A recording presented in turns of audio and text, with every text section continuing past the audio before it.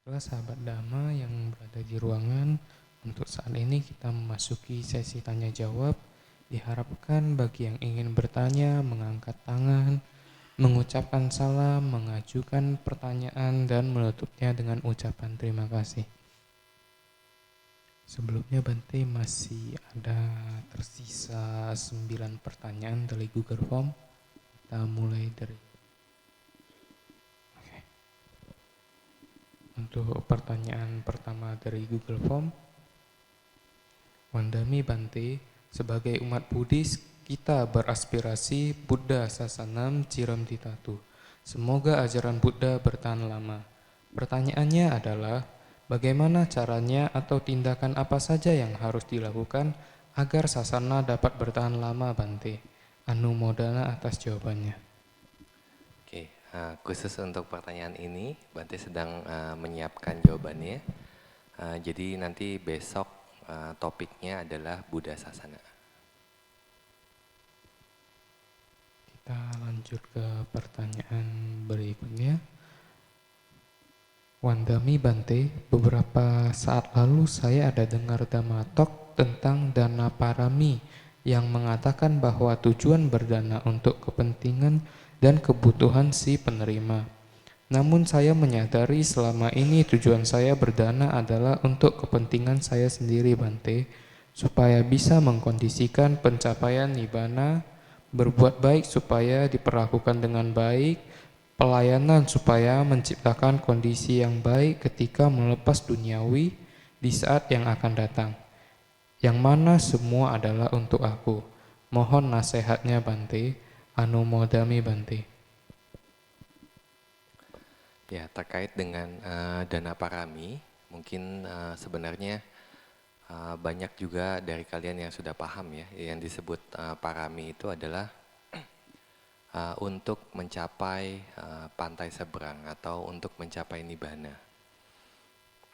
Sang Buddha mengumpulkan 10 kesempurnaan atau 10 parami. Salah satunya adalah dana parami ini. Nah, jadi dijelaskan bahwa ketika kita melakukan dana parami adalah ketika kita setelah berdana, nah kemudian kita juga memahami bahwa ini adalah sebab akibat. Yang artinya ketika kita berdana ini adalah sebab-sebab yang akan memberikan hasil kebahagiaan begitu. Nah, tetapi di sini bodhisatta itu tidak beraspirasi untuk kebahagiaan sebagai manusia, kebahagiaan sebagai dewa, tetapi hanya untuk pencapaian atau untuk mencapai pencapaian mahatau atau yang disebut sabanyutanyana. Nah, jadi yang artinya aspirasi bodhisatta adalah selalu untuk mencapai nibbana. Nah, ini yang dikatakan sebagai dana parami. Nah, begitupun juga kalian di sini setiap hari itu juga melakukan dana kepada Sang Buddha, dana kepada Sangga, begitu ya. Nah, di mana dana-dana seperti ini di akhir pun kalian juga melakukan pelimpahan jasa dan aspirasi.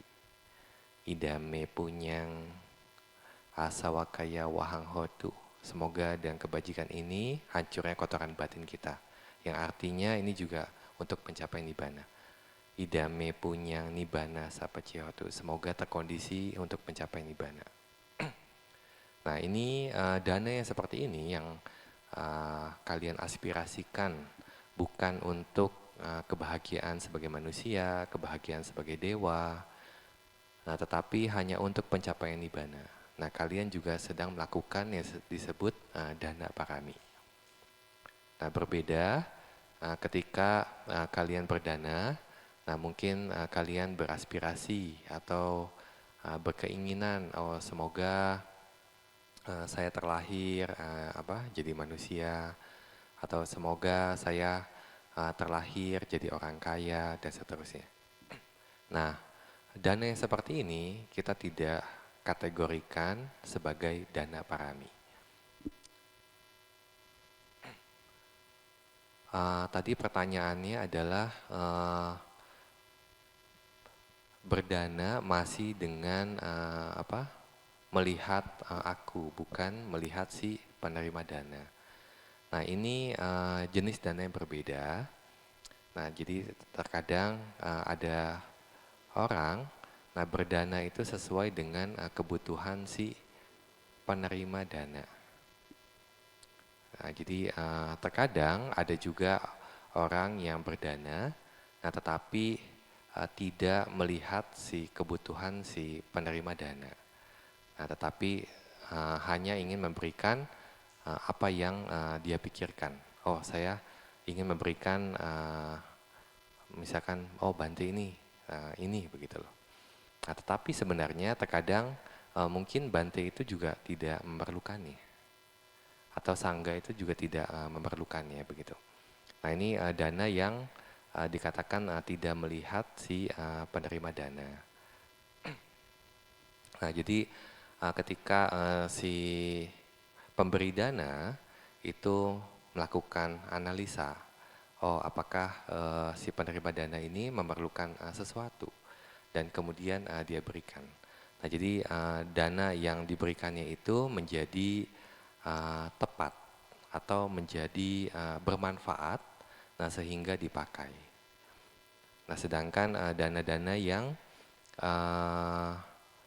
ketika diberikan tetapi sebenarnya tidak dibutuhkan oleh si penerima dana, nah jadi barangnya itu akan menjadi kurang bermanfaat begitu pada saat itu. Nah, tetapi tidak menutup kemungkinan mungkin juga akan digunakan di masa yang akan datang. Nah jadi di sini bukan sebagai dana parami begitu ya. Nah tetapi ketika kita melakukan dana dengan aspirasi untuk mencapai nibbana, nah ini yang dikatakan sebagai dana parami. Nah sedangkan yang satunya lagi bisa dikatakan berdana dengan skillful. Nah jadi dia tahu kapan waktunya berdana, nah terus kemudian dia juga tahu apa yang dibutuhkan oleh si penerima dana dan seterusnya. Nah ini berdananya itu dengan keahlian dan akan memberikan manfaat lebih. Nah seperti halnya bodhisatta, ketika kita membaca mengenai Buddha Wangsa atau cerita mengenai Sang Buddha, nah di sana bahkan bodhisatta menganalisa dana parami itu seperti apa. Nah jadi pengetahuan dana dari Sang Buddha itu sangat banyak. Dan kalau kita lihat di beberapa sutta, nah Sang Buddha juga memberikan banyak sekali analisa mengenai dana. Nah bagaimana dana menghasilkan hasil yang terbaik, nah bagaimana berdana itu memberikan sedikit hasil, nah bagaimana berdana, nah sehingga dana itu menjadi semacam dekorasi batin dan seterusnya. Nah jadi ini sebenarnya banyak sekali analisa mengenai dana.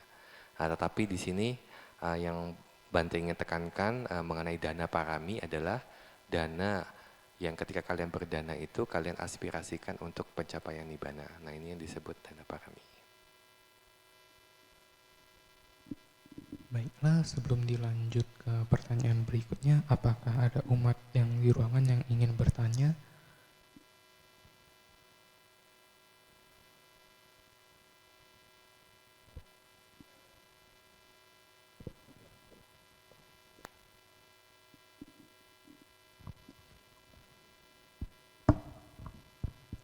Terima kasih Bante. Berarti apakah bisa dibilang parami itu sama dengan tujuan Bante? Jadi ketika dia melakukan satu usaha, katakanlah usaha ini adalah untuk supaya dia bisa mencapai nibbana, berarti itu adalah parami. Jadi kan bukan yang saya maksud ini berarti 10 parami itu ya. Jadi misalkan dia kalau tadi Bante contohkan dana, tujuannya untuk nibbana itu. Tapi kalau misalkan dia meditasi, dia tujuannya untuk kesaktian, berarti itu kan parami. Dia meditasi tujuannya untuk yang macam-macam lah gitu. Berarti itu semua bukan untuk parami, masih bukan ini. Tapi ketika dia meditasi tujuannya untuk nibbana itu parami. Ya, betul. Kembali kepada tujuan lagi. Tapi kan kembali lagi kepada orangnya lagi ya. Apakah dia meditasi melakukannya dengan benar atau misalkan kan dia mungkin keinginannya nibbana, tapi prosesnya salah gitu. Apakah itu juga bagaimana Bante? Kan bisa saja dia tujuannya benar tapi prosesnya salah. Oke, tadi untuk pertanyaan yang terakhirnya itu adalah satu kali Sang Buddha memberikan satu Dhammadesana. Jadi ada yang bertanya kepada Sang Buddha. Nah, jadi setelah Sang Buddha membabarkan Dhamma, kalau nggak salah juga di Ganaka Moggallana Sutta ini. Nah, jadi si Brahmana ini bertanya kembali ke Sang Buddha. Oh, Sang Buddha sudah menjelaskan Dhamma dan Winaya itu dengan sangat sistematis, dengan sangat jelas. Nah, kemudian si Brahmana itu bertanya, oh, apakah semua murid Sang Buddha itu mencapai Nibbana? Nah, kemudian Sang Buddha katakan sebagian mencapai Nibbana, nah sebagian tidak mencapai Nibbana. Loh, kenapa? Bukannya Sang Buddha sudah memiliki metode yang sangat sistematis, yang sangat jelas.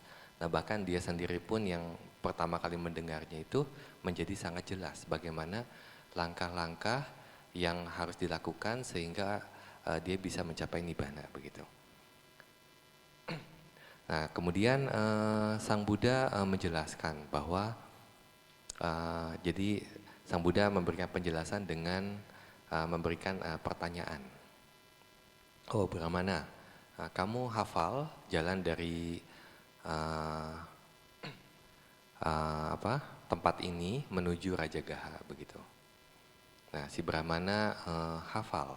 Oh, Bante, jalan untuk menuju Rajagaha, nah kita harus mengambil ke arah sini, kemudian berjalan berapa yojana, nah nanti akan ketemu kota yang namanya ini, kemudian nanti di kota itu harus belok kanan, nah sehingga kita akan sampai ke Rajagaha.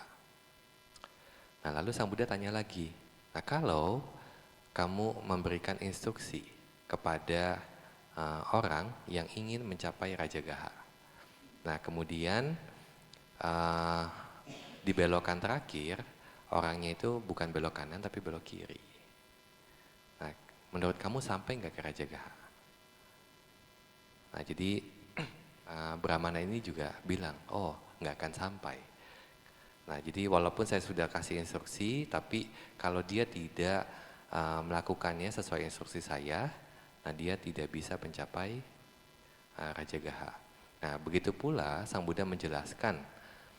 Nah, walaupun saya sudah memberikan instruksi, nah tapi ada yang mengikutinya, ada yang tidak mengikutinya. Nah, sehingga makanya hasilnya, nah sebagian mencapai Nibbana, sebagian tidak mencapai Nibbana. Nah, jadi di sini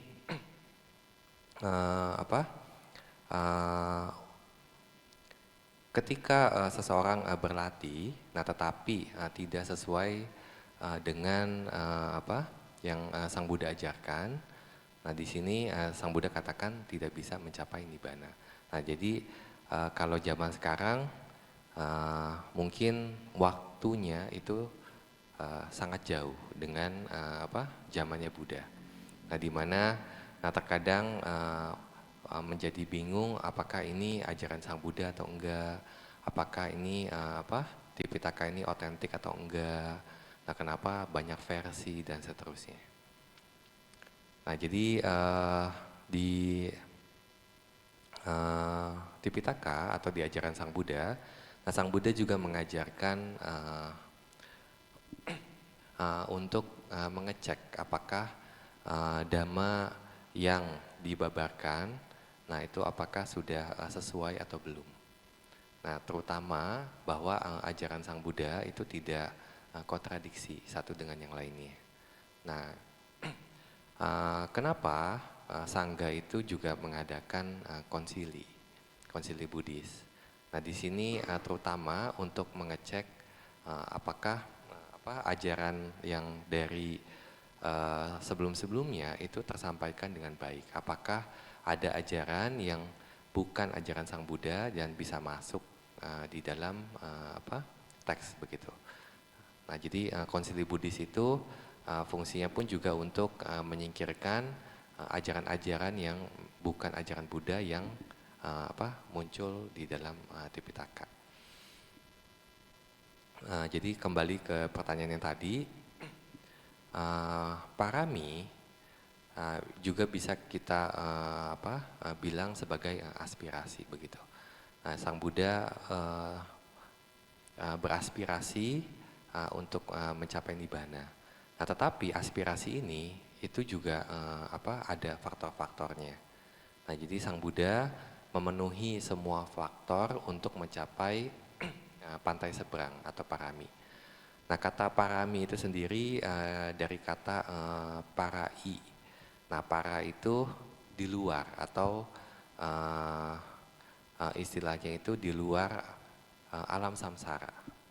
Nah, terkadang penjelasan para ini sebagai pantai seberang.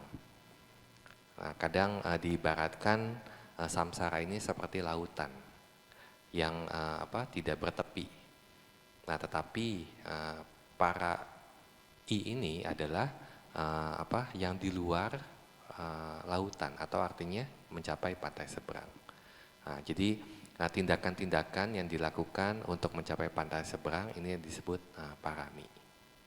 Jadi tidak hanya aspirasi tetapi juga tindakan yang dilakukan. Terima kasih Bante.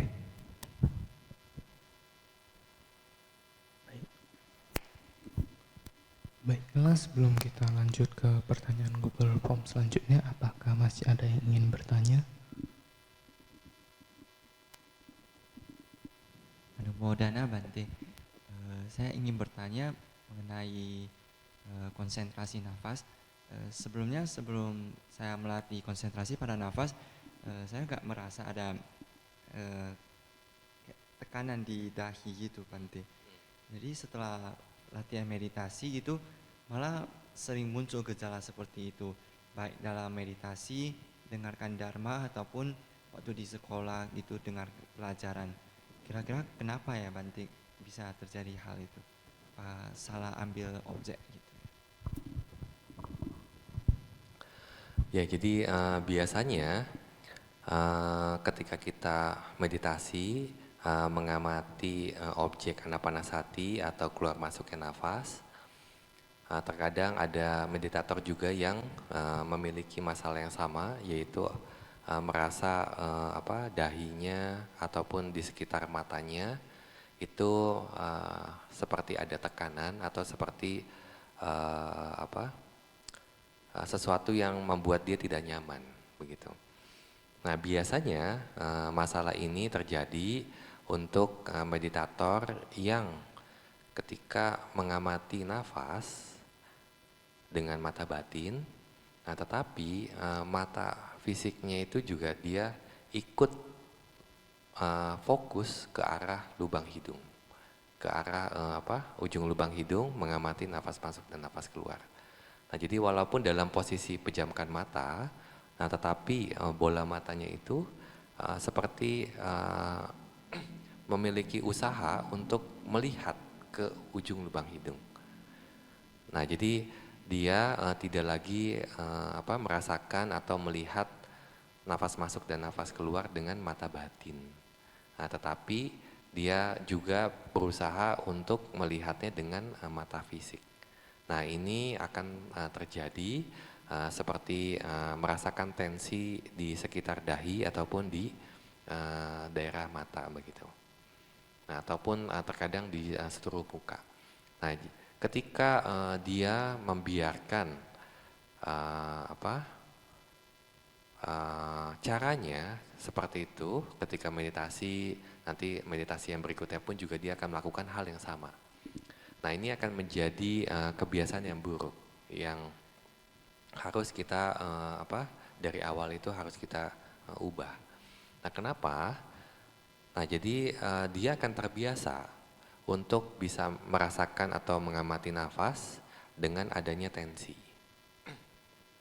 Ya, jadi tanpa adanya tensi, nah dia mungkin sedikit sulit atau seperti ada yang kurang dalam mengamati nafas. Dan tensi ini yang ketika kita perhatikan terus-menerus, nah ini sebenarnya dia adalah memperhatikan karakteristik 4 elemen. Nah, di mana ketika dia perhatikan tensi ini bukannya menghilang tetapi semakin kuat, semakin kencang tensinya. Nah, jadi di sini adalah kebiasaan yang buruk ketika mengamati objek anapanasati ini dengan mengamati juga tensi seperti ini. Nah, jadi caranya itu adalah kita harus memastikan. Jadi ketika kita pejamkan mata, nah itu mata kita itu tidak mengarah ke bawah, terutama ke ujung lubang hidung ketika mengamati nafas masuk, nafas keluar. Nah, jadi terkadang Bante mengajarkan sebelum kita memejamkan mata, sebelum kita memulai meditasi, nah ada baiknya kalian ketika membuka mata, mengarahkan mata kalian itu ke depan dan sambil membuka mata itu kalian merasakan nafas di ujung lubang hidung sambil buka mata. Nah, jadi ketika kalian mulai menyadari nafas masuk, nafas keluar, mudah untuk mengamati dengan nyaman dengan batin kalian. Nah, kalian pejamkan mata. Nah, jadi ketika pejamkan mata, nah kalian harus bisa melihat nafas seperti kalian membuka mata. Nah, jadi maksudnya merasakan nafas seperti kalian membuka mata. Nah, sehingga dapat dipastikan kalian itu tidak menggunakan mata fisik untuk mengamati ujung lubang hidung. Nah, ini nanti biasanya tidak muncul tensi. Nah, coba kalau tensinya itu masih muncul, nah ini biasanya kita salah fokus kepada area tempat kita memperhatikan nafas. Nah, jadi biasanya karakteristik 4 elemen itu akan sangat jelas kalau kita memperhatikan nafasnya di dalam lubang hidung. Nah, makanya kita nggak boleh memperhatikan nafasnya itu di dalam lubang hidung. Nah, jadi di mana kita memperhatikan nafas yaitu di ujung lubang hidung. Nah, jadi di ujung lubang hidung, nah kita tidak merasakan nafas, terutama karakteristik alami dari nafas dengan jelas. Nah, jadi karakteristik alami itu terkadang ketika kita menarik nafas, nah kita merasakan sensasi dingin. Nah, ketika kita menghembuskan nafas, kita juga terkadang merasakan sensasi panas. Nah, jadi karakteristik alami dari nafas masuk dan nafas keluar ini juga jangan diperhatikan. Nah, terkadang kita juga dapat merasakan angin yang mendorong. Nah, jadi karakteristik pendorong ini pun juga kita jangan perhatikan. Nah, tetapi kita hanya berusaha untuk mencatatnya sebagai oh ini nafas masuk, ini nafas keluar. Nah, cukup sampai situ. Nah, tidak perlu melihat karakteristik alami dari nafas. Nah, tidak perlu melihat karakteristik yang lainnya seperti oh ini nafas tadinya ada menjadi tidak ada. Nah, jadi dia catat sebagai anicca atau catat sebagai dukkha atau sebagai anatta. Nah, jadi karakteristik seperti ini pun juga kalian tidak perlu catat ketika kalian meditasi anapanasati. Nah, jadi cukup untuk mengetahui nafas masuk dan juga nafas keluar. Nah, ketika aktivitas yang lain di mana Anda masih merasakan sakit, nah ini berarti Anda sudah sangat familiar dengan tensi itu. Nah, jadi ketika mengamati atau ketika sedang beraktivitas, nah tensi ini masih terus diamati secara tidak langsung. Nah, sehingga tensi itu masih bisa dirasakan. Nah, jadi yang seperti ini harus diabaikan. Baik Bante, terima Oke. kasih. Baiklah sahabat Dhamma, mari kita lanjut pertanyaan yang di Google Form terlebih dahulu. Wandami Bante, apa perbedaan metta karuna dan kanti yang bersifat duniawi atau putujana dengan metta karuna kanti yang diterapkan oleh para mulia atau orang yang telah mencapai kesucian? Metta karuna kanti. Jadi sebenarnya seseorang itu memiliki metta atau cinta kasih ataupun juga karuna, belas kasih dan juga kanti itu dengan mengusahakan, ya bukan terjadi secara alamiah. Yang artinya ketika kita terus melatih batin di dalam mengembangkan batin dengan metta, dengan cinta kasih, karuna, belas kasih, begitu ya. Nah, ini melatih batin. Nah, untuk selalu sadar akan cinta kasih dan belas kasih. Nah, yang biasanya mungkin melihat orang lain itu antara perasaan suka atau tidak suka, tetapi karena kebiasaan melatihnya dengan metta karuna, nah jadi dia juga akan melihat orang lain dengan metta ataupun karuna, begitu. Nah, begitupun juga dengan kanti. Nah, kanti itu kan berusaha untuk sabar. Nah, jadi ketika ada keadaan yang tidak menyenangkan, nah kita berusaha untuk bersabar atau berdamai dengan keadaan tersebut. Nah, jadi itu yang disebut kanti. Dan ini juga perlu dilatih. Nah, seperti halnya bodhisatta itu juga memiliki atau memenuhi kesempurnaan dari kanti atau kesabaran ini. Nah, jadi usahanya bodhisatta seperti apa? Nah, contohnya pada saat itu bodhisatta terlahir jadi manusia dan pada usia dewasa dia menjadi petapa. Nah, jadi dia itu menjadi petapa terkenal dengan nama Kantiwadi. Nah, Kantiwadi ini dia si pembabar ajaran mengenai kanti, kesabaran. Nah, jadi satu kali dia tinggal di taman kerajaan untuk berlatih. Nah, kemudian di saat yang sama rombongan raja itu datang beserta raja. Kemudian mereka bersenang-senang di sana. Nah, kemudian setelah raja tertidur di taman tersebut. Nah, jadi rombongan raja ini menjadi bingung atau bertanya, oh, orang yang harus saya hibur ini sudah tertidur. Nah, jadi akhirnya mereka jalan-jalan di taman tersebut dan ketemu si petapa Kantiwadi ini. Nah, kemudian ketika si raja bangun dan tidak ada orang di sekitarnya, nah dia bertanya.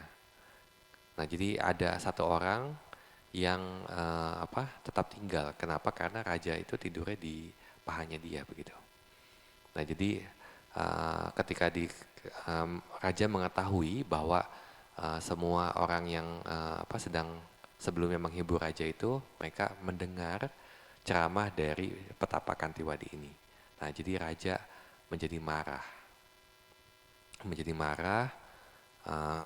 Kemudian datang ke si petapa itu dengan marah dan bertanya, oh petapa, ajaran kamu apa? Apa yang kamu ajarkan, begitu loh. Nah, jadi Bodhisatta itu menjawab, oh saya mengajarkan mengenai kesabaran. Nah jadi karena si raja itu juga sedang marah, nah akhirnya yang dia lakukan, dia suruh pengawalnya untuk kalau nggak salah memotong yang pertama itu tangannya, begitu. Jadi coba kamu potong tangannya atau jarinya kalau nggak salah. Nah kemudian dipotong, jari si petapa itu dipotong. Kemudian si raja tanya lagi, oh petapa, ajaran kamu apa? Jadi seperti nantangin begitu. Nah, tetapi Bodhisatta tahu, oh ini juga waktunya untuk mengumpulkan parami, terutama kesempurnaan akan kesabaran atau kanti ini. Nah jadi Bodhisatta tetap dengan bilang ke raja bahwa, oh saya mengajarkan mengenai kesabaran. Nah jadi raja mulai seperti memutilasi si petapa ini. Dari tangan, kaki, telinga, matanya juga dicongkel, lidahnya dipotong dan seterusnya. Ya sampai pada akhirnya ditusuk juga begitu jantungnya begitu. Nah, tetapi sampai saat terakhir petapa Kantiwadi ini selalu bilang ajaran saya kesabaran. Nah itu cara Bodhisatta mengumpulkan parami terutama mengenai kanti atau mengenai kesabaran ini. Nah seperti halnya kita, nah di sini juga ketika kita ada kondisi untuk melatih kesabaran, nah baru kita bisa melakukan kesabaran. Tapi itu pun juga kalau kita memiliki usaha. Nah untuk berusaha untuk melakukan kesabaran ini atau kanti ini. Nah jadi contohnya selama di retret begitu ya. Nah ketika kalian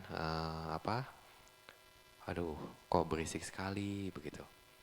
Nah jadi ini juga waktunya untuk oh ya sabar.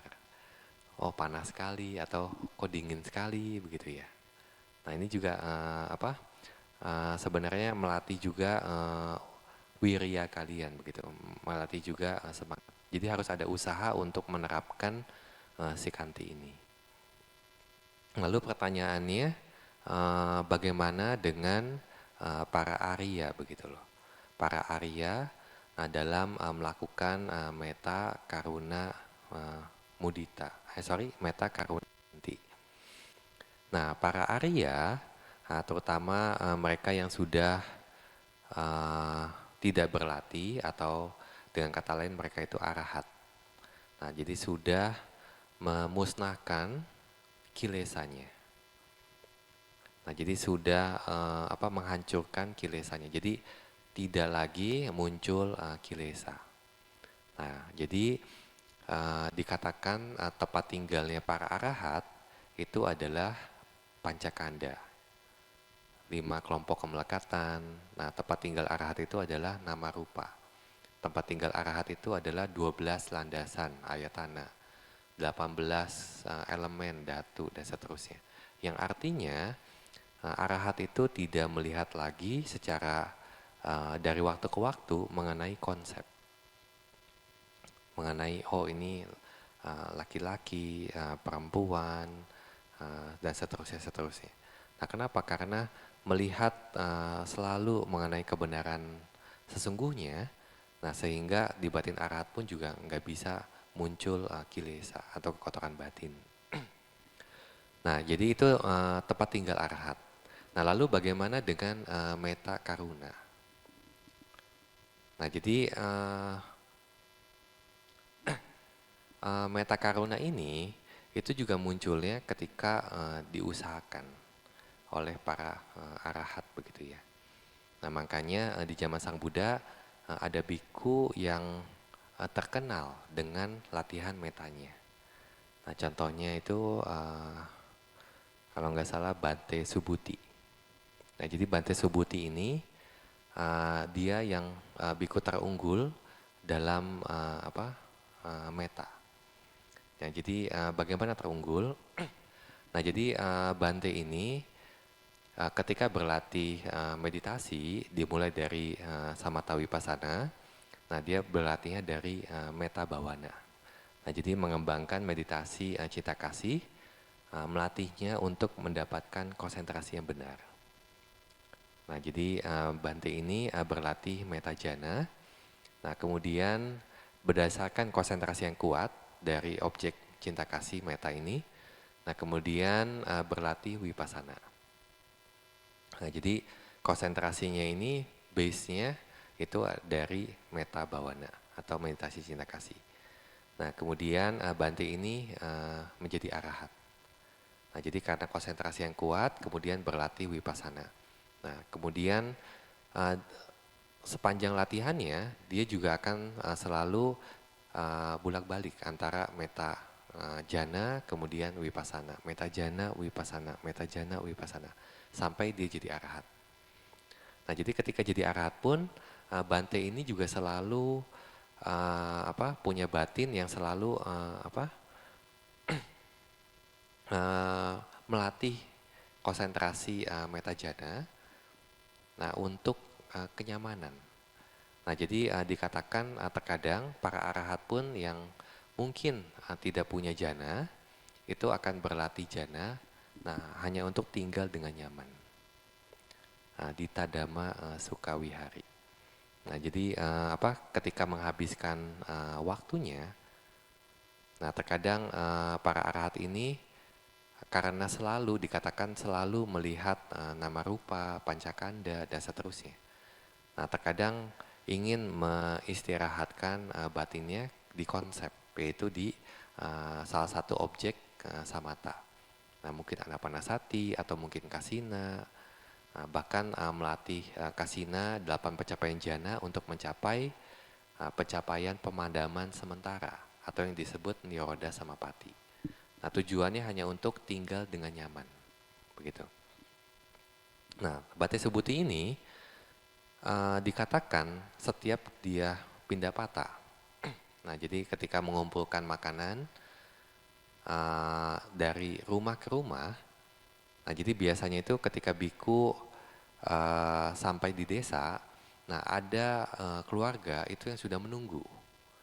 Nah, jadi di depan halaman rumahnya atau di pinggir jalan. Nah, jadi terkadang mereka sudah menunggu dengan nasi, dengan lauk pauk. Nah, sehingga ketika Bantenya itu datang, mereka akan sendokin masuk ke mangkuknya biku. Nah, tetapi terkadang ada juga yang Bantenya itu datang. Nah, tetapi kadang nanti dipanggil, oh Bante tunggu sebentar. Nah, jadi mereka akan pergi ke rumah, mengambil makan, kemudian datang kembali ke pinggir jalan untuk memberikan makanan.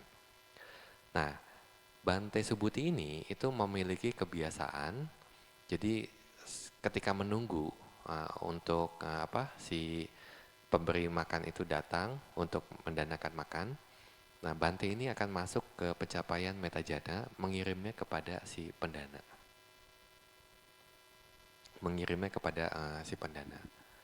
Nah, jadi batinnya metta ini pun itu juga perlu diusahakan bagi arahat begitu. Nah, walaupun ketika mengarahkan contohnya mengirimkan cita kasih, nah bedanya adalah arahat itu tidak terganggu dengan panca niwarana. Nah, sehingga para arahat ini akan dengan cepat untuk masuk atau tercerap ke objek konsentrasi ini. Nah, bedanya dengan yang tidak mencapai kesucian, nah mereka ketika mengirim cita kasih, nah itu akan terganggu dengan panca niwarana. Nah, sehingga akan sulit untuk mengembangkan batinnya dengan metta begitu. Nah, begitupun juga dengan karuna. Nah, bagaimana dengan kanti?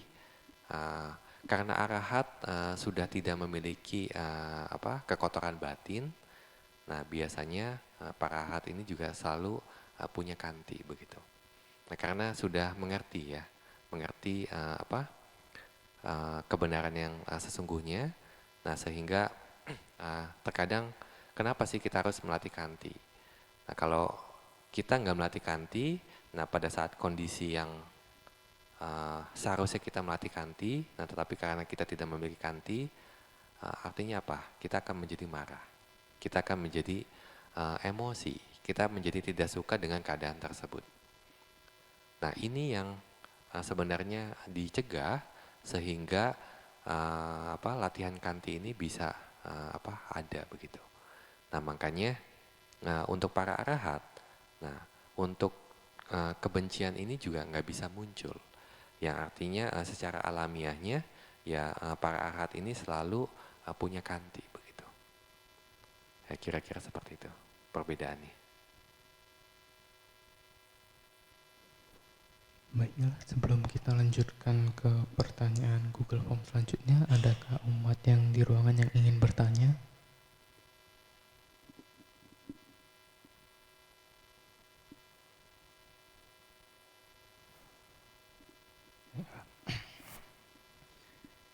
Baiklah, kita lanjut dengan pertanyaan Google Form berikutnya.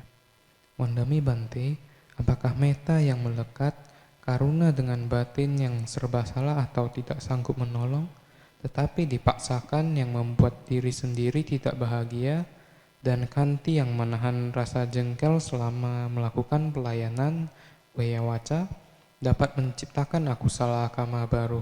Anumodana Bante. Ya itu tergantung batinnya ya. Jadi kalau misalkan kita melatih contohnya kanti begitu ya. Nah tetapi di ujungnya dia masih ngomel-ngomel sendiri. Berarti kantinya tidak tercapai begitu. Nah, jadi kesabarannya itu tidak tercapai.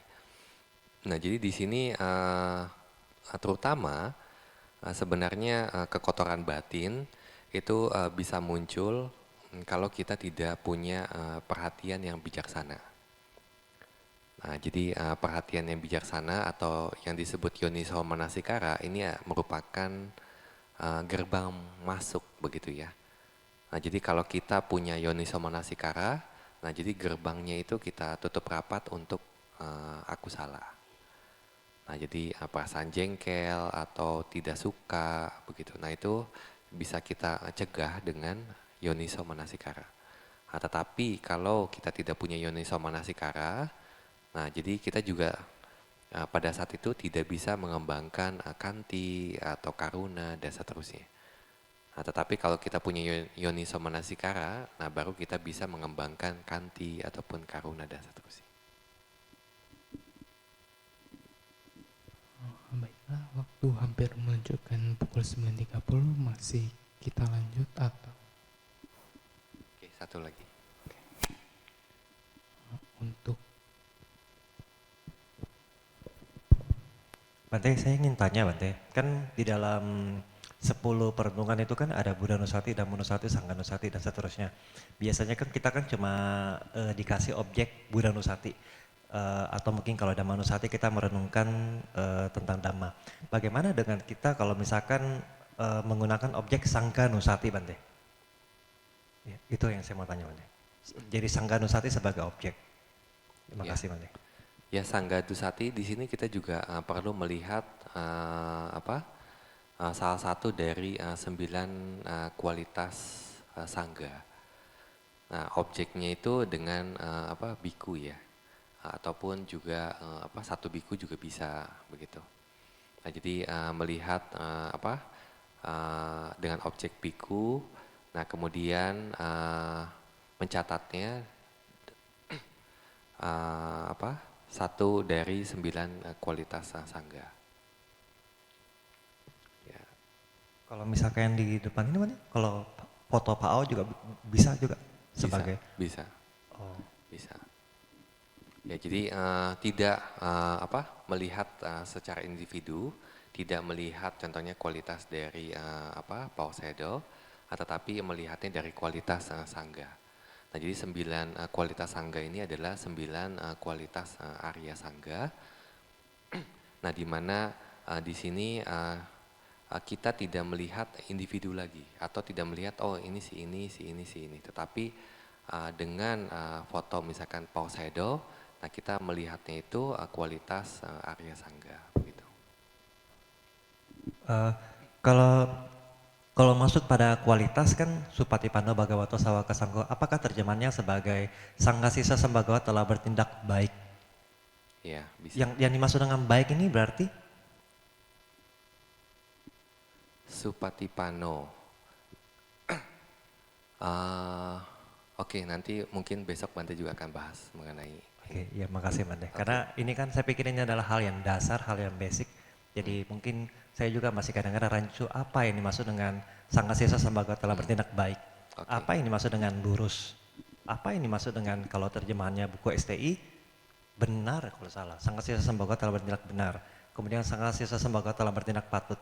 Tapi kalau yang terjemahannya bukunya Pak Ao ini yang ketiga Sanggasisa Sembagawa telah bertindak sistematis. Dengan yang keempat Sanggasisa Sembagawa telah bertindak benar. Jadi saya juga kadang-kadang juga masih tidak paham ini apa artinya baik, lurus dan sebagainya. Oke. Ya. Ya, nanti besok Bante bahasin. Makasih Bante. Oke.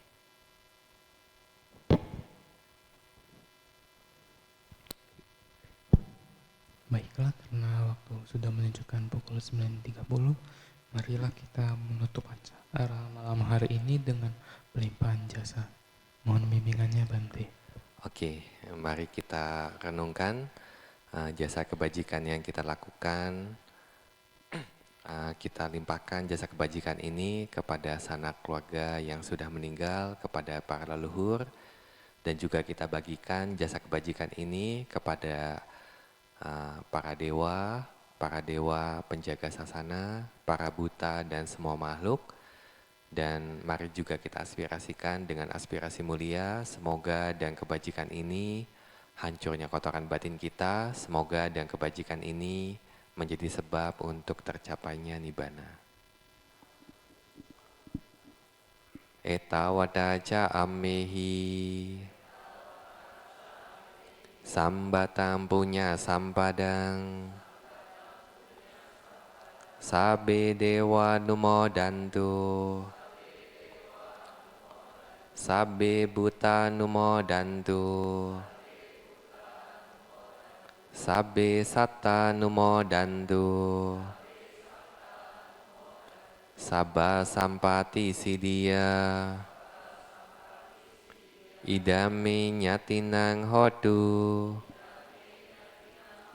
sukita hontu nyatayo idame punyang asawakaya wahang hotu idame punyang nibbanasa pacayo hotu mama punya bagang sabba satanang bajemi te sabe me samang punya bagang labandu sadu sadu.